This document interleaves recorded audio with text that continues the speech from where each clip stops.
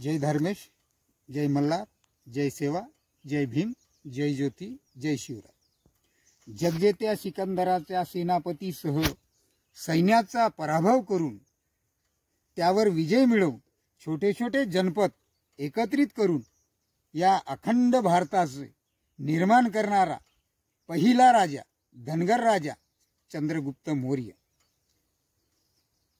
कधी एकही युद्ध न हरलेला 23 विश्वविद्यापीठाचा संस्थापक, भारताच्या सर्व राजमुद्राचा संस्थापक, भारतातली वस्तुकला व शिल्पकला जगाच्या पटलावर नेऊन त्यात मिळवणारा पहिला राजा धनगर राजा सम्राट चक्रवर्ती अशोक मौर्य। जनजमीन जंगल मध्ये वास्तव्य करणाऱ्या लोकांवर अन्याय अत्याचार कोण करतं, का करतं हे पहिले लक्षात घेऊन त्यावर प्रबोधन करून त्यावर नीती ठरवून भावी पिढीच्या उज्ज्वल भविष्यासाठी मिळवून त्यांना सुसंघटित व व्यापक करून पहिला सुसंघटित करणारा आणि पहिला व्यापक विद्रोह करणारा धनगर पुत्र सम्राट वीर बुधू भगत।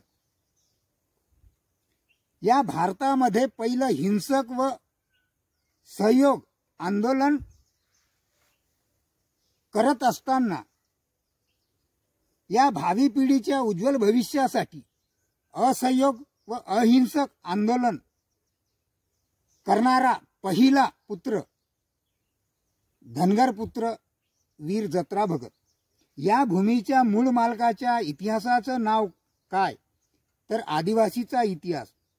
हा इतिहास घडवला कोण तर वीर बुधू भगतनं, वीर जत्रा भगतनं।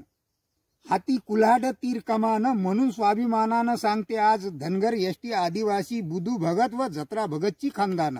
जत्रा भगतची खानदान 17 फरवरी 1792 मध्ये झाला।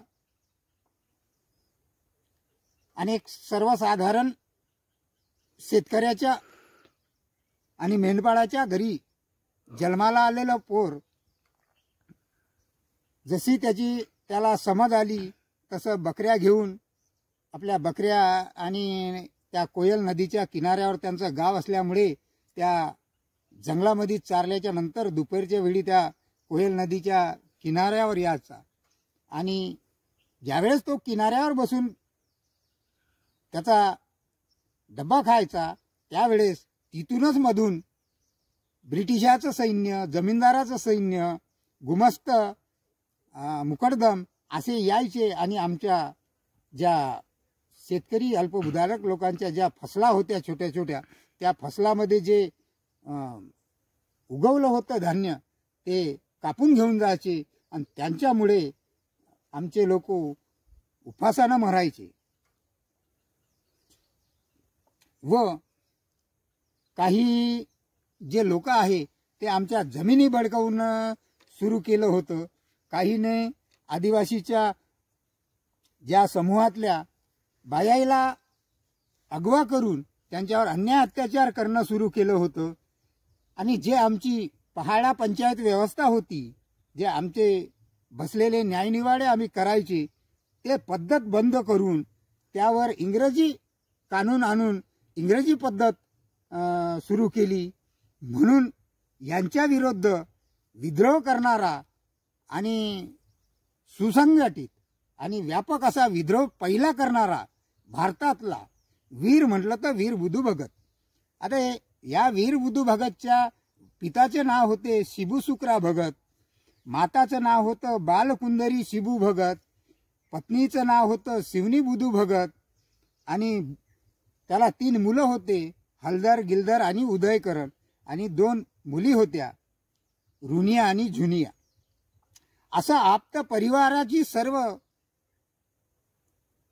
पुतण्याची भावाची सर्व आप्त परिवार सोबत असल्याच्यानं आणि बाकी ज्या समूहातल्या आदिवासी समूहातल्या बऱ्याचशा अशा लोकांना संघटित करून बलाढ्य अशा इंग्रजाला व इंग्रजाला साथ सहयोग करणाऱ्या राजे लोकांना व जमीनदार, गुमस्ते, सावकार अशा सर्वांच्या विरुद्ध पहिला लढा उभा करणारा, सुसंघटित आणि व्यवस्थित आणि नीती योग्य प्रशिक्षण देऊन हा पहिला लढा उभा करणारा वीर बुधू भगत. कारण त्यापूर्वी कसं होतं, एखादा राजा असेल, एखादी टोळी असेल, तर त्या टोळी त्यांच्या ज्या खजिना लुटाचा त्यामध्ये त्याला मिळाला पाहिजे याच्यासाठी त्या युद्ध होत होते आणि त्या राजाच्या सैन्यामध्ये भरती होत होती. कशासाठी?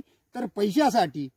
परंतु इथं कुठल्याही हाताशी काही नसताना सुद्धा एवढं मोठं संघटन करून असं बलाढ्य अशा शत्रूसोबत लढणं हे कठीण होतं त्या काळात. तरी पण या वीर बुधू भगतनं त्या काळामध्ये ते करून दाखवलं आणि त्यांचीच प्रेरणा समोर सर्व आपल्या महापुरुषांनी घेतली. आणि आजही आपण जाती जातीमध्ये जे संघटन तयार करतो हे त्यांचीच प्रेरणा आहे, न कुठलाही मोबदला देता.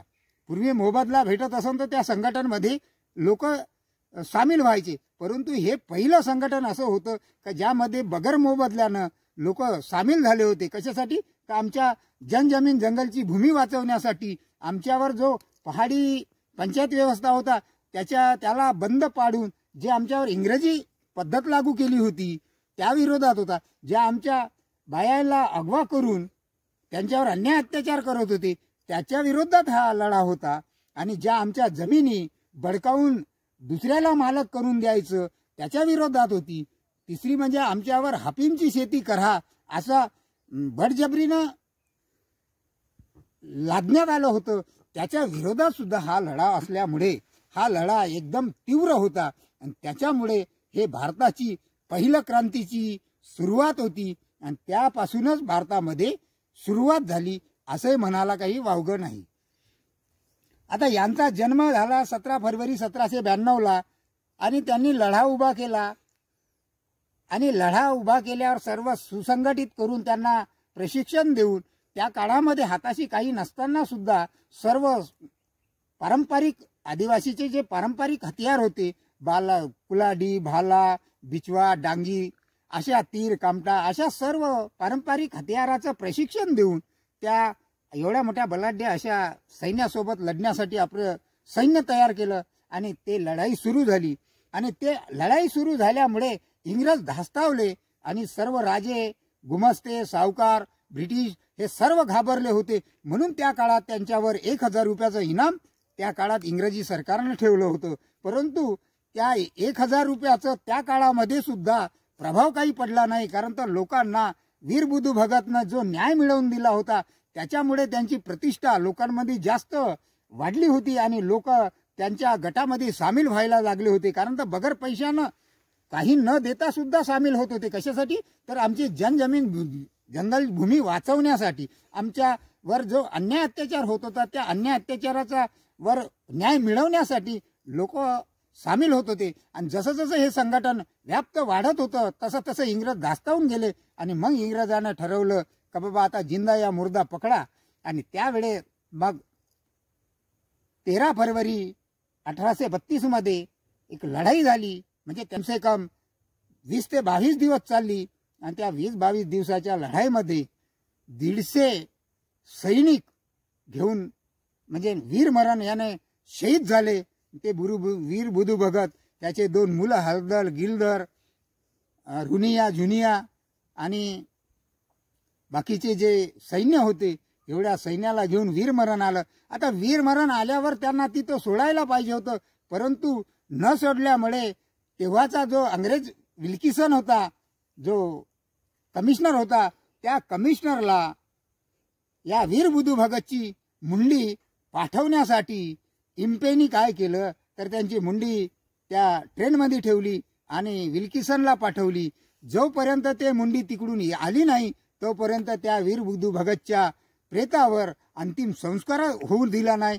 हा त्या रांचीमध्ये हजारीबागच्या बाजारामध्ये बाकी त्याच्या मुलाचे आणि ज्या सैन्याचे शिर लटकवून त्या बाजारामध्ये फिरवल्या गेले. कारण तर पुन्हा कोणी आदिवासी समूहामध्ये असा कोणी वीर उठून असा विद्रोह केला नाही पाहिजे यासाठी ते धास्ती आणि डर मनामध्ये निर्माण करण्यासाठी इंग्रजाने ते चाल खेळली होती। परंतु पुढेही आमच्या आदिवासी समूहामध्ये एक एक एक एक गडी निर्माण होत गेले आणि त्या वीर बुधू भगतची जे प्रेरणा होती, जे संघटन त्यानं तयार केलं होतं, ज्या विचाराशी संघटन तयार केलं होतं, जे भूमी वाचवण्यासाठी ते संघटन तयार केलं होतं आणि जे भूमीवर न्याय मिळवला होता त्यासाठी पुढेही ते चालू राहिलं। पुढे बिरसानं केलं, सिद्धू कानूनं केलं, तन्या भिलनं केलं, असे विविध महापुरुष आमच्या आदिवासी समूहात होऊन गेले। आणि त्यानंतर वीर जत्रा भगत निघाला आणि वीर जत्रा भगतचा जन्म 2 ऑक्टोबर 1888 ला आहे। आणि या वीर जत्रा भगतनं असहयोग आणि अहिंसक आंदोलन पहिलं भारतामध्ये चालू केलं आणि त्या माध्यमातून त्यांच्या वडिलाचं नाव होतं कोहरा कुंडल भगत, माताचं नाव लिवरी होतं आणि पत्नीचं नाव बदनी होतं आणि त्यांना मुलं होते 4, बंधू, सधू, देशा आणि बुधू आणि मुली होत्या 2, एक बिरसो आणि एक बुधनी। आणि या सर्व परिवारासहित लढलेला म्हणजे ज्याच्या सोबत परिवाराची साथ राहते तो कधी हारू शकत नाही अशी म्हण आहे।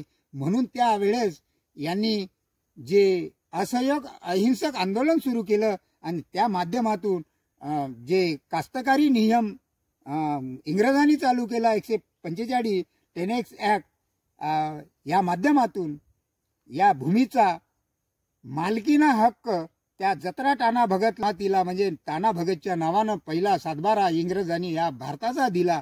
हा इतिहास आमचा धनगराचा आहे। आणि आता येत्या फरवरी महिन्यामध्ये पुढच्या महिन्यात वीर बुधू भगतचा जी जयंती आहे आणि ती जयंती भारतामध्ये या महाराष्ट्रामध्ये विविध लोकांनी साजरी करावं एवढीच तुमच्याकडून आशा आणि अपेक्षा करतो। कारण त्यांचा लढा हा पहिला भारत स्वातंत्र्य करण्यासाठी होता, हे भूमी वाचवण्यासाठी होती। आमच्यावर जो अन्याय अत्याचार होत होता त्या अन्याय अत्याचाराच्या विरोधात होता आणि तेच जनजमीन जंगलचे पहिले राजे होते ज्यांनी म्हणजे काही हाताशी नसताना सुद्धा पहिला लढा उभा केला। एक सुसंघटित आणि व्यापक असा लढा विद्रोह उभा केला आणि त्या विद्रोहाला घाबरून त्या इंग्रजाला त्या रांचीमध्ये बस्तान सुद्धा बसवता आलं नाही जोपर्यंत वीर बुधू भगत होते। जेव्हा वीर बुधू भगत गेल्यावर 1934 ला त्या रांचीमध्ये त्यांनी त्यांचं बस्तान बसवलं। हा इतिहास जर धनगराचा आहे तर तो इतिहास आपल्याला कुठेतरी लोकांपर्यंत मांडून त्या महापुरुषाची जयंती आज साजरी करून त्या ओरावचा समानार्थी शब्द धनगर आहे आणि धनगरा आम्ही ओरांचे जर पुत्र असेल जे शिपियान बेरारमधून महाराष्ट्रामध्ये सामील झाले मग या धनगरांनी ते साजरी करावं एवढीच तुमच्याकडून आशा आणि अपेक्षा करतो। आणि हा व्हिडिओ जास्तीत जास्त लोकांपर्यंत शेअर करावा, याला लाईक करावा आणि सबस्क्राईब करावं एवढीच तुमच्याकडे जबाबदारी टाकतो आणि थांबतो।